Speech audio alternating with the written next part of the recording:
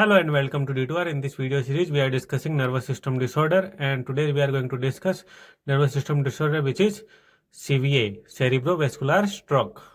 So today's topic is CVA, cerebrovascular stroke. Cerebrovascular disease is caused by low level of blood supply to the brain, which means low oxygen to the brain, low O2 supply to the brain. CVA is also known as stroke, and the stroke occurs when there is ischemia is present. Stroke occurs when there is ischemia is present. So CVA is the second most common cause of death in world after myocardial infarction. Number one is myocardial infarction or MI. So now we are going to look at the types of CVA. So there are three types of cerebrovascular disease. Number first is ischemic attack or stroke. Ischemic attack or stroke, also known as cerebrovascular accident. Ischemic attack or a stroke, also known as cerebrovascular accident. Number two is hemorrhagic stroke. Number two is hemorrhagic stroke. Number three is embolic stroke. Number three is embolic stroke. The second most common cause of death after MI, and there are three types of CVA: ischemic attack, hemorrhagic stroke, embolic stroke. So these are the three types of CVA. Now we are going to discuss one by one. Number first is ischemic attack. Ischemic attack is the type first that we are going to discuss. So ischemic attack caused by blockage in the artery. Blockage in the artery. So now we are going to look at the causes of ischemic attack. Number first is clot formation in carotid and vertebral artery. Clot formation in carotid and vertebral artery. Carotid and vertebral artery, which supplies the blood to the brain. These two arteries supplies blood to the brain. Or we can say there is carotid stenosis and vertebral stenosis. Carotid stenosis and vertebral stenosis, which means stenosis means narrowing of the artery. Narrowing of the artery. Number two is cardiogenic stroke. Causes of ischemic attack. Number two is cardiogenic stroke. In cardiogenic stroke, there is atrial fibrillation. In cardiogenic stroke, there is atrial fibrillation, then thrombus formation, which leads to low blood supply to the brain. Three is endocarditis. Endocarditis, inflammation of endocardium of the heart. Function of endocardium is formation of valves of heart. Function of endocardium is formation of valves of heart. Number four is CHF. Cause number four is CHF. So now we are going to revise. So far we have studied ischemic attack, blockage in artery. Causes are clot formation in carotid and vertebral artery. Carotid and vertebral artery, which supplies blood to the brain. Other causes may be carotid stenosis and vertebral stenosis, which means narrowing of arteries. Stenosis means narrowing. Number three is endocarditis, inflammation of endocardium. Function of endocardium is formation of valves of heart. Number two is cardiogenic stroke. And number four is CHF, congestive heart failure. Now the earliest symptom of ischemic stroke is weakness and numbness at the affected area. Earliest symptom of ischemic attack is weakness and numbness at the affected area. Weakness and numbness of the affected area. Now the risk factor of ischemic attack is number first is atherosclerosis. Number two is smoking. Number three is obesity. Atherosclerosis, smoking and obesity. Number two is hemorrhagic stroke. So we have studied ischemic attack and their causes. Now we are going to look at hemorrhagic stroke, which is the type 2 of CVA. Earliest symptom of hemorrhagic stroke is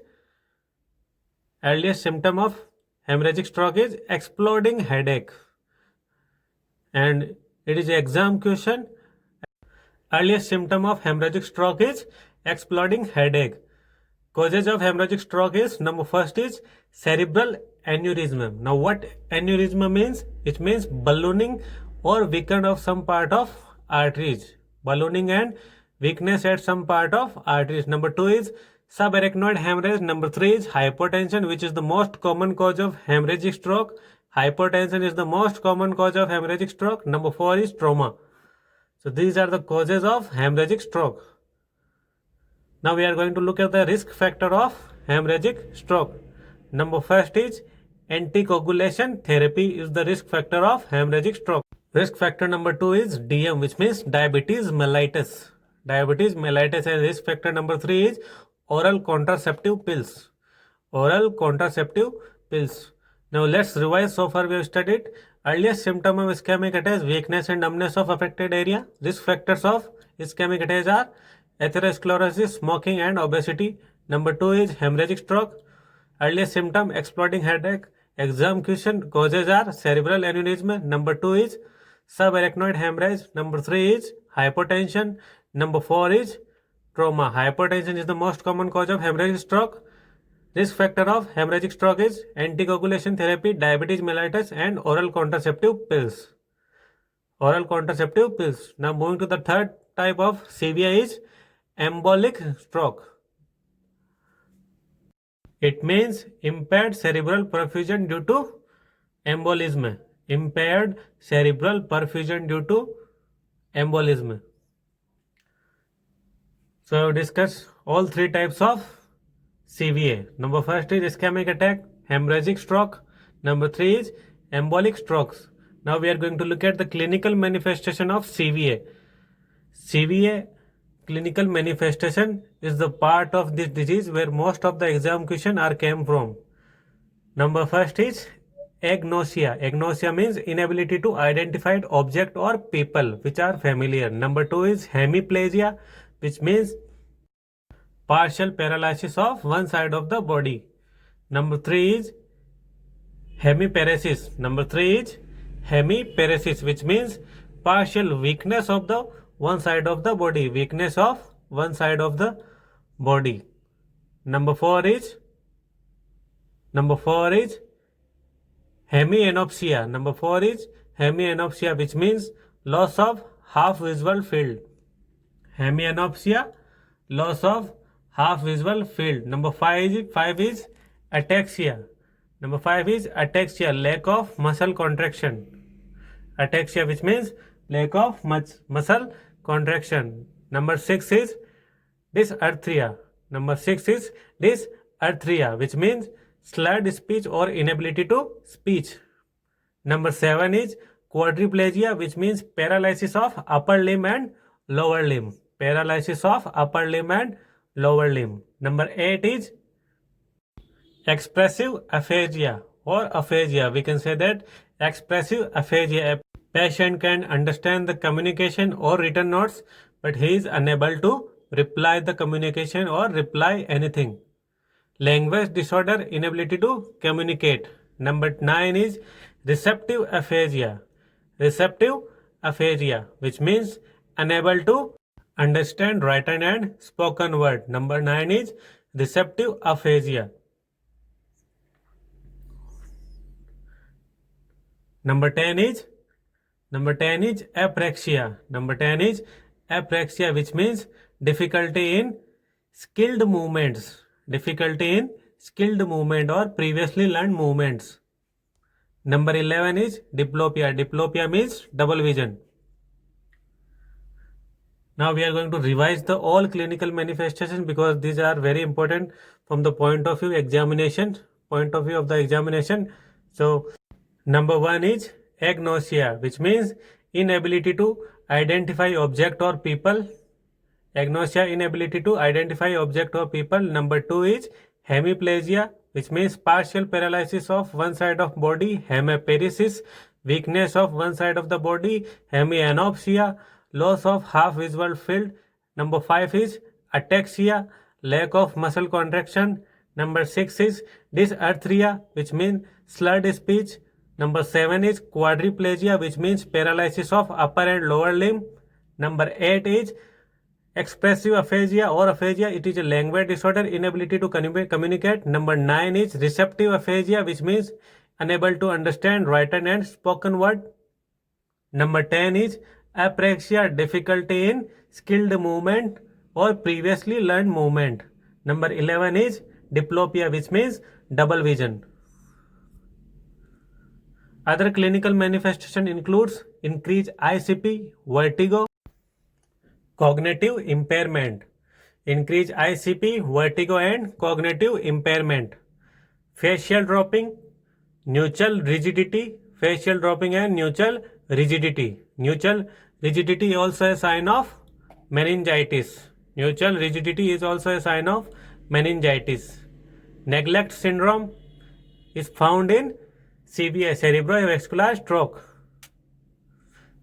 Client is unaware of the existence of his or her paralysis site of body. Client is unaware of the existence of his or her paralysis site. Looking at the diagnosis, so CT scan is the first priority diagnosis of CVA. CT scan is the first choice of diagnosis in CVA. Number 2 is MRI, which is a confirmative diagnosis test of CVA. Number 3 is LP, lumbar puncture. Number 4 is EEG. Number 5 is ECG. So others clinical manifestation: increased ICP, vertigo, cognitive impairment, facial dropping, nuchal rigidity, and very important, neglect syndrome, which means client is unaware of the existence of his or her paralysis part. Diagnosis of CVS, CT scan is the first choice of diagnosis. MRI is the confirmative diagnosis of CVA. LP, lumbar puncture, EEG and ECG are the diagnosis of CVA.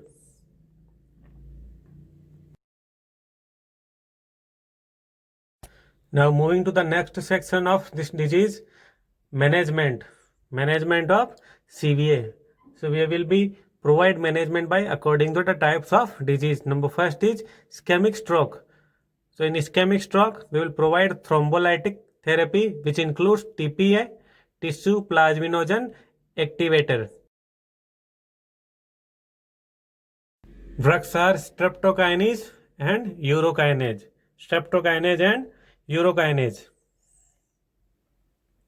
Side effect of thrombolytic therapy is bleeding. But while giving thrombolytic therapy, we should check BP in every 15 minutes. Position, we should provide side-lying position with pillow under the shoulder. And we should maintain BP 150 by 100 mm of Hg. BP should be maintained 150 by 100 mm of Hg. Anticoagulants can be provided warfarin orally and heparin intravenous. Anticoagulants are contraindicated in hemorrhagic stroke.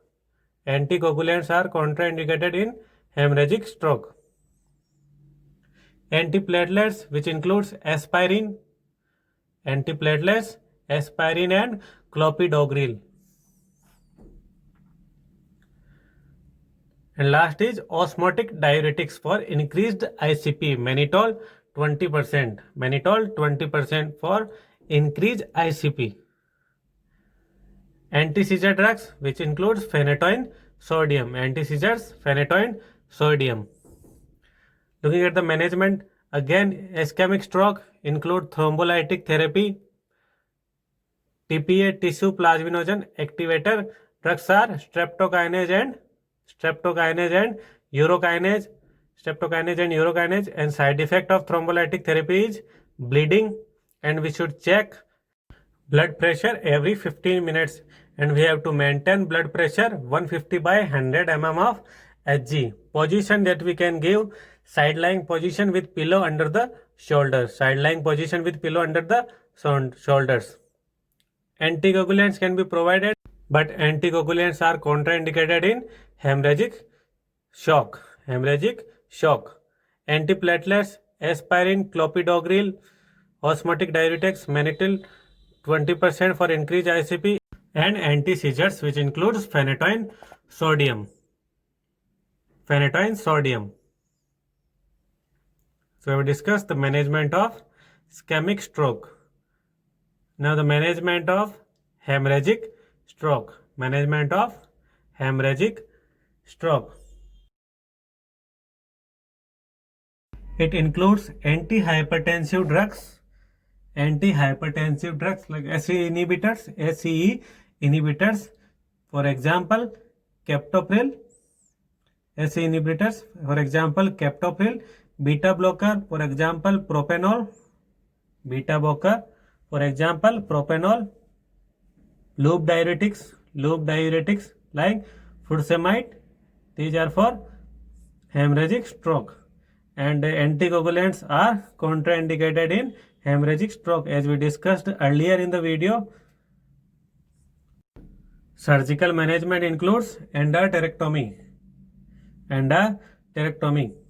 carotid endarterectomy for ischemic stroke, carotid endarterectomy for ischemic strokes. In this procedure, we are going to remove the plaques. Removing of plaques can be done by this procedure. Now let's revise. Hemorrhagic stroke, antihypertensive drugs should be provided. ACE inhibitor, for example, captopril, beta blocker, for example, propanol, loop diuretics, for example, furosemide, and anticoagulants are contraindicated in hemorrhagic stroke. Surgical management include carotid endarterectomy for ischemic stroke, removes plaques. After medical and surgical management, we are going to move the last section of this disease condition, which is nursing management. And nursing management is very important in every disease condition. Most of the question came from nursing management of disease condition. So severe nursing management, so there is a trick which is called as lifestyle. So L stands for limit intake of sodium, L for limit intake of sodium, I for intake of high fiber, F for fat should be avoided, E for exercise daily, this is the life. And now style, S for stress management, T for try to stop smoking, Y for your medication take daily, L for lose weight, and E for end stage complications should be avoided,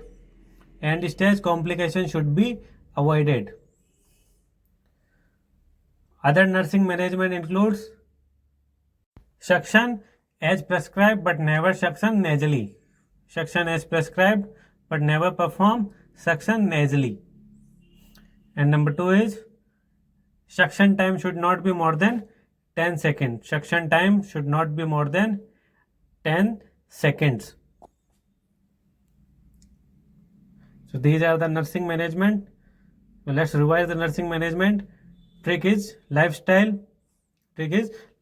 L for limit intake of sodium, I for intake of high fiber, fat avoided, exercise daily, stress management, try to stop smoking, your medication take daily, lose weight, and stage complications should be avoided. Others are suction as prescribed but never suction nasally. Suction time should not be more than 10 seconds. So thank you for watching, guys, and if you like my teaching method and my handwritten notes, please subscribe to my YouTube channel Dreams to Reality. And for IIMS MCQ, click on the description box down below.